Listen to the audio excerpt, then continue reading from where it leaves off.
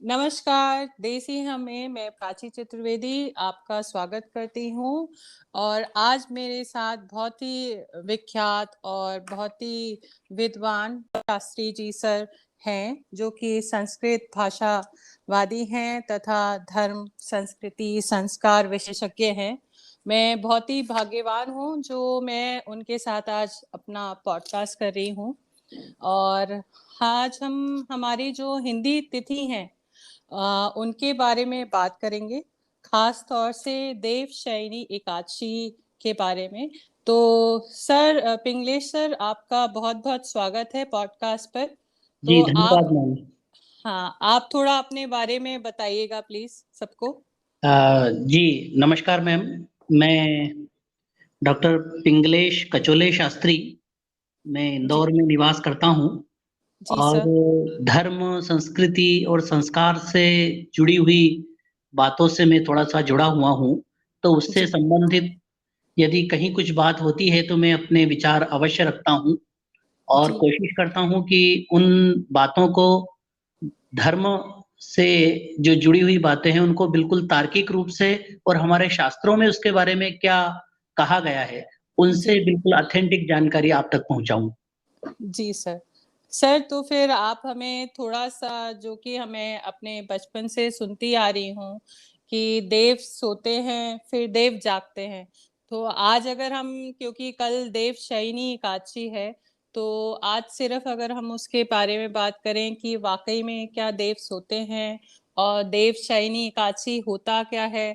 तो जिससे हमारी जो आगे वाली पीढ़ी है उसको ये थोड़ी जागरूकता मिले कि हमारी हिंदी तिथि में ये सब चीज़ें कैसे महत्व रखती हैं। तो सर आप ब प्लीज़ बताइएगा उनके बारे में। हाँ, बिल्कुल मैम। आपका प्रश्न बहुत ही प्रासंगिक है, क्योंकि देवशयनी एकादशी कल है जी, और हमारे यहाँ ऐसी मान्यता है कि 4 महीने के लिए देव सोते हैं। जी, अब इसके बारे में मैं थोड़ी-सी आपको एक मान्यता स्पष्ट कर दूँ कि हुँ, तरीके हमारे बुजुर्गों ने 2 बनाए हैं। एक तो सीधे-सीधे धार्मिक स्वरूप में उसको स्वीकार कर लेना जी। या फिर पीढ़ी को यदि धर्म से जोड़ना है, तो परंपराओं के छिपे उद्देश्यों को उनको समझाना। हुँ, हुँ। तो उसके पीछे उद्देश्य यही है, व्यावहारिक उद्देश्य जो है मैं उनको भी प्रस्तुत करता हूँ और धार्मिक उद्देश्य भी। जी सर। धार्मिक उद्देश्य तो मैम ये है कि ये जो एकादशी आने वाली है कल, उससे लेकर के कार्तिक शुक्ल एकादशी जो लगभग 15 नवंबर के लगभग आएगी, 4 हुँ, महीने का जो शयन है, इसमें देवता लोग विश्राम करते हैं, ऐसा हुँ, कहा गया है। लेकिन हुँ, आध्यात्म कहता है कि यदि देव सोना तो दूर की बात है, वो हुँ, यदि कोई पलक भी झपक लेते हैं, तो सृष्टि की व्यवस्था बहुत गड़बड़ा जाती है। हुँ, तो देवता सोते तो नहीं हैं ऐसा हमारे आध्यात्मिक गुरु कहते हैं, लेकिन हुँ, उसके पीछे क्या उद्देश्य रहा है वो मैं थोड़ा-सा आपको बता दूँ। हुँ, हमारे यहाँ पर जो हमारा भारत देश है वो कृषि प्रधान रहा है और जी, कृषि प्रधान रहने के साथ-साथ सारी व्यवस्था, सारी सुख-सुविधाएँ, जीवन में आने वाली खुशियाँ और यदि कोई त्योहार है तो वो सब कृषि से जुड़े हुए हैं। जी, तो हुँ, यही बात आती है कि इस समय वर्षा ऋतु प्रारंभ हो जाती है। वर्षा हुँ, ऋतु प्रारंभ होने से किसान अपनी खेती में व्यस्त हो जाता है। पूरे हाँ, वर्ष वो सामाजिक कार्यों में, विवाह, उत्सव, मांगलिक कार्यों में लगा रहता है। लेकिन इस समय वो अपनी खेती को समय देना चाहता है और उसके लिए उसको कहीं दूसरी जगह से विश्राम मिलेगा तभी वो इधर पूरी तरह ध्यान दे पाएगा। तो वो हुँ, कृषि में ध्यान देता है। इसके साथ-साथ वर्षा ऋतु होने से पुराने समय में इतने साधन नहीं थे आने-जाने के, यात्रा के, तो बैलगाड़ी से यात्रा करते थे, बीच में पुल बनाए जाते थे, वो टूट जाते थे। कहीं पै जाते थे तो 2 या 3 या 4 दिन, 5 दिन उनको वहाँ रुकना पड़ता था हाँ, और इसके पैदल भी जाना पड़ता था कभी-कभी तो। बिल्कुल पैदल जाना पड़ता जी, था और उसके कारण कई बार जो यात्राएँ होती थी, वो हुँ, बड़ी कठिन हो जाती थी और उस समय पे मांगलिक विवाह होना या मांगलिक हुँ, कार्य होना, वो लोगों के लिए बड़ी चुनौती हुआ करती थी। हुँ, हुँ, हुँ, जैसे जी आज के सर। समय में तो हम देखते हैं कि कुछ वाटरप्रूफ व्यवस्थाएँ हो जाती है, टेंट भी आ गए हैं, बड़े-बड़े हॉल बन गए हैं, बहुत हमने विकास किया है। लेकिन उस समय तो ऐसा कुछ था नहीं कि जी, 200 250 लोगों को एकत्रित करके कुछ मांगलिक कार्य का आयोजन किया जाए। जी, तो इसलिए लकड़ियाँ गीली होती थी, लकड़ियों से भोजन पकता था। इसके बाद में वहाँ पर उन मेहमानों को रुकने की व्यवस्था, अन्य जो सुविधाएँ हैं, उसका भी बहुत पूरी तरह अभाव होता था। तो इसलिए ये जो 4 महीने थे, ये बाकी 8 महीने में पूरी तरह खुशहाल रहे, उसको दिया जाता था ये समय। अच्छा, इसलिए सारे लोग इसमें देवशयन को उन्होंने मान्यता दी है कि यहाँ पर एकादशी से लेकर देवशयनी एकादशी से लेकर देवोत्थान या देव प्रबोधनी एकादशी तक देवता विश्राम करते हैं, ऐसी उनकी मान्यता रही है। जी। जी, और सर ये जो व्यवहारिक आपने बताया उसके बारे में? हाँ, इसमें सबसे सबसे ज़्यादा तो इसी में व्यावहारिक पक्ष छुपा हुआ है, क्योंकि अच्छा, उनके पीछे बुजुर्गों का यही मान्यता थी हाँ। कि ऐसे समय पे हम कुछ अन्न का संचय करें, क्योंकि हाँ, हाँ। अनाज ही मुख्य होता था और जैसे ही अनाज आता था दीपावली के दौरान, हाँ, हाँ। तो पूरे घर में खुशहाली हो जाती थी, दीप जलाए जाते थे और हुँ, एक अलग उमंग का, उत्साह का माहौल हुआ करता था।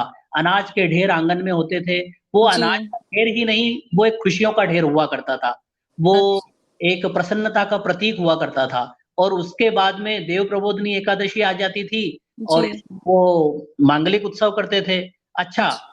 उसकी तैयारी किसी भी कार्य को करने के लिए तैयारी पहले महत्वपूर्ण है, तो 4 महीने में तैयारी होती थी, संबंध भी होते थे, बातें भी होती थी, जी। लेकिन उस उत्सव को मनाने का अवसर था, वो देव हुँ। प्रबोधनी एकादशी के बाद ही आता था। बाद ही सब मनाते थे और हाँ, सालों से जब से हम पैदा हुए हैं तब से यही सुनते हैं कि जब जी, जी। देव उठेंगे, देव हाँ, उठनी एकादशी होगी, तब सारे मांगलिक कार्य तभी शुरू किए जाएँगे, उससे शुरू पहले किए जाएँगे। नहीं होते बिल्कुल, हैं बिल्कुल। अपने यहाँ। और एक और बात है मैम, हमारे यहाँ पर जितने भी कुछ अच्छे कारण रहे हैं या कुछ वजह रही है, उसको हाँ, कहीं न कहीं हमारे बुजुर्गों ने उसको धर्म से जोड़ा है, ताकि हाँ, आप उसको थोड़ा-सा मान्यता दें, स्वीकार करें और एक बहुत कड़वी सच्चाई ये भी बोलता हूँ मैं कि किसी जी। चीज़ को नियम को पालन करने के लिए या तो लोभ हो, या हुँ। भय हो अथवा प्रेम हो। जी, जी, जी। तो हाँ, या नहीं तो तो उतने उत्साह से उतनी ज़रूर लोग उसको नियम को पूरा करते नहीं हैं, कुछ ना कुछ होना बिल्कुल, हाँ। बहुत ज़रूरी है। बहुत ज़रूरी है, तो या तो उन्हें ईश्वर का थोड़ा-सा भय बना दिया जाता था या हुँ, कभी-कभी कुछ लोभ होता था और कभी-कभी कुछ प्रतिशत मतलब हुँ, जो लोग अपनाते थे वो प्रेम भी हुआ करता था, आस्था से भी लोग उन उसे किया करते थे। हुँ। तो सर हमारे यहाँ जैसे हमारे जो चतुर्वेदी ये लोग हैं, तो इसमें हमारे बुज़ुर्ग कहते थे कि एकादशी के दिन चावल नहीं खाने चाहिए। आप लोगों के यहाँ भी क्या ऐसा आपने सुना है कभी? हाँ, मैंने सुना है, हाँ, ऐसी बहुत सारी मान्यताएँ हैं हमारे यहाँ पर और बहुत से अन्य देवी-देवताओं के लिए भी ऐसी मान्यता है। लेकिन हाँ। यदि उसको शास्त्रीय दृष्टि से देखा जाए, जी। तो जो चावल है, हाँ, हाँ। उसको सबसे श्रेष्ठ अन्न माना गया है, उसको देव अन्न कहते हैं, चावल को।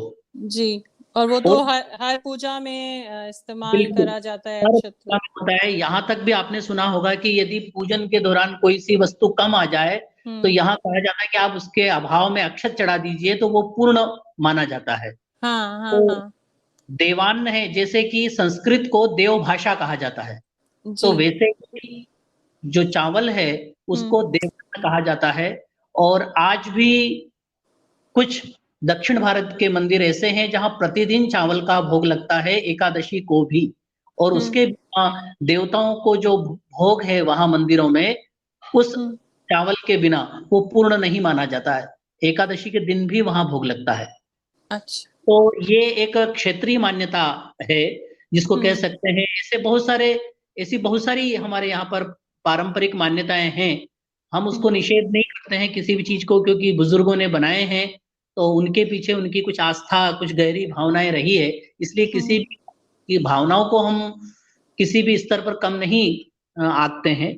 बस ये है कि इसका कोई ऐसा शास्त्रीय ऐसा विधान नहीं है कि हमको हुँ। चावल उस दिन नहीं खाना चाहिए या चावल भगवान को अर्पण नहीं करना चाहिए या चावल से बनी वस्तुओं का भोग नहीं लगाना चाहिए। या फिर सर एक चीज़ जो मुझे लगता है ये हो सकती होगी कि पहले संयुक्त परिवार होते थे, तो जी, अगर हम महीने में 1 बार चावल सब लोग ना खाएँ तो थोड़ी बचत हो जाती होगी शायद। और हाँ, नहीं, उसको एक एकादशी का दिन मान लिया जाता होगा शायद। नहीं, नहीं, बिल्कुल आपका ये सत्य है कहना, क्योंकि उसके पीछे कहीं न कहीं वही बता रहा हूँ कि बुजुर्गों की बहुत गहरी भावनाएँ जुड़ी हुई है, तो उन्होंने कुछ न कुछ तो उसके पीछे ज़रूर सोचा होगा, क्योंकि कई बार शास्त्रों के साथ-साथ हमारे बड़ों की जो मान्यताएँ होती है, वो भी हुँ, बहुत वैज्ञानिक होती है। जैसे अभी आप देखिए कि देवशयन होता है, तो इसमें ऐसे त्योहार आते हैं अधिकतम जिसमें प्रकृति की चीज़ों का ज़्यादा इस्तेमाल किया जाता है। जी। जैसे लोग मना करते हैं बुजुर्ग कि इस समय वर्षा ऋतु के समय और उसके बाद में दूध की बनी हुई वस्तुएँ या दूध आपको कम से कम लेना चाहिए। उसकी वजह यही है कि इस समय सारी वनस्पतियाँ वर्षा ऋतु में बहुत ज़्यादा होती है, उसको हुँ, काट-काट करके बरोबर किया जाता है, तो पशु अधिक से अधिक पत्तियाँ खाते हैं और कई बार उसमें विषैली पत्तियाँ भी आ जाती है, जो कहीं न कहीं किसी रूप में वो दूध में मिश्रित होकर के हम तक पहुँचती है। हुँ। हमारी जो जठराग्नि है वो थोड़ी-सी मंद होती है, मतलब भोजन करते हैं तो वो उतनी तरह नहीं पचा पाते हैं, जितना दूसरी ऋतुओं में, इसलिए हाँ, किया जाता है। इसके बाद में कुछ त्योहार अभी सलंग आएँगे, आप देखेंगे कि निरंतर ऐसे त्योहार आने वाले हैं, गणेश चतुर्थी है, ऋषि जी, पंचमी है, हरतालिका है। इसमें जी चढ़ने सर। वाली वस्तुओं पर आप चर्चा करेंगे तो ये सारी प्राकृतिक है। हाँ, सारे पत्ते चढ़ाए जाते हैं बिल्कुल, और सबसे उस समय जितने वृक्ष होते हैं, सभी की पत्तियाँ इस्तेमाल होती हैं हाँ, पूजा में। क्योंकि जी उनको सर। पता है कि इस समय प्रचुर मात्रा में पत्तियाँ होनी हैं और वृक्षों को सुरक्षित रखने के लिए उनको समय-समय पर काटा-छाँटा जाना चाहिए। इसलिए पूरे 1 महीने श्रावण के महीने बिल्वपत्र भगवान शिव पर अर्पण किया जाएगा और इसी समय सबसे ज़्यादा अभिषेक होता है दूध का। तो जी। दूध बुजुर्गों को मालूम था कि जब घर में इस्तेमाल नहीं होगा, तो कहीं न कहीं उसका एक विकल्प भी साथ में बनाना है। तो हुँ, हुँ। इसलिए अधिक से अधिक भगवान शिव पर श्रावण के महीने में दूध चढ़ाया जाता है, क्योंकि चाहे ईश्वर के नाम से ही वो दूध का हिस्सा वहाँ निकलेगा तो परिवार में कम होगा और हम सुरक्षित रहेंगे। अच्छा, अच्छा। हाँ, तो ये सोच देखिए सबको पता ही नहीं है। ये सोच तो बिल्कुल ही नहीं पता। सबके पीछे मैम इतने वैज्ञानिक और इतने स्पष्ट रूप से कुछ ऐसे कारण हैं जिनको पहचानना आज के समय में ज़रूरी है।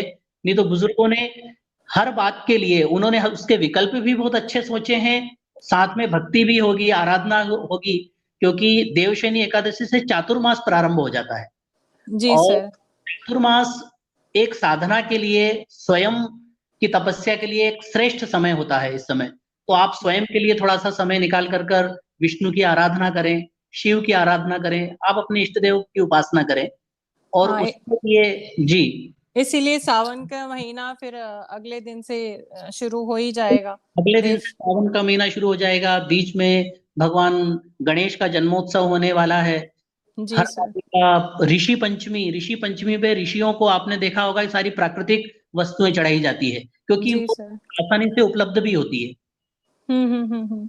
तो ये सारे त्योहार का जो निर्माण है, उन पर चढ़ने वाली वस्तुएँ और उनका एक बहुत ही अच्छी तरह से सुव्यवस्थित रूप से जो संरचना की गई है हमारे ऋषियों ने, हमारे जी सर। बुजुर्गों ने, वो बहुत ही हुँ। प्रशंसनीय है।